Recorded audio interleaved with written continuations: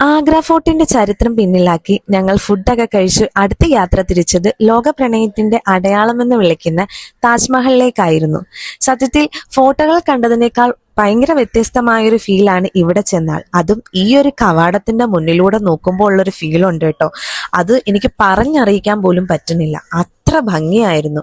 വെളുത്ത മാർബിളിൽ പകൽ സൂര്യന്റെ വെളിച്ചം വീഴുമ്പോൾ ഒരുപാട് കഥകൾ ഒളിപ്പിച്ചിട്ടുള്ള ഒരു നിശബ്ദ സൗന്ദര്യം പോലെ തോന്നി. നട്ടുച്ച സമയവും നല്ല ചൂടും, പക്ഷെ നമുക്ക് അനുകൂലമായിട്ട് അന്നേരം നല്ലൊരു മഴക്കോള് വന്നിട്ടുണ്ടായിരുന്നു. അപ്പോഴത്തേക്ക് താജ്മഹൽ കാണാൻ കുറച്ചും കൂടെ ഭംഗിയുണ്ടായിരുന്നു കേട്ടോ. അങ്ങനെ ഞങ്ങൾ അവിടെ നിന്ന് കുറച്ച് ഫോട്ടോസും കാര്യങ്ങളും ഒക്കെ എടുത്ത് അവിടുന്ന് ഞങ്ങൾ തിരിച്ച് മഴക്കോള് കാരണം പുറത്തോട്ട് ഇറങ്ങുന്ന സമയത്ത് എൻ്റെ പൊന്നോ നല്ലൊരു കാഴ്ചയുണ്ട്. നിങ്ങൾക്കത് വീഡിയോയിലൂടെ കാണാം. എൻ്റെ ലൈഫിൽ ഞാൻ ആദ്യമായിട്ടാണ് ഒരു ആലിപ്പഴം വീഴുന്ന മഴ കാണുന്നത്.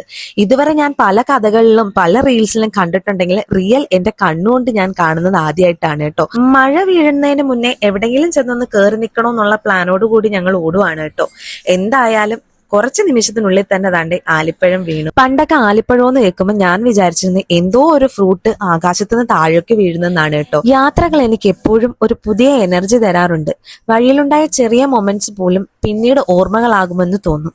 പിന്നീട് ഞങ്ങൾ എത്തിയത് മധുരയിലെ വൃന്ദാവനിലേക്കായിരുന്നു. രാത്രിയിലെ ഈ ലൈറ്റ് സെറ്റിങ്ങോടുള്ള കാഴ്ച അതും ഒരു വ്യത്യസ്തമായിരുന്നു. അവിടെ ചെന്ന് കഴിഞ്ഞാൽ ഏറ്റവും കൂടുതൽ കേൾക്കുന്നത് രാധേ കൃഷ്ണ രാധേ കൃഷ്ണ എന്നാണ്.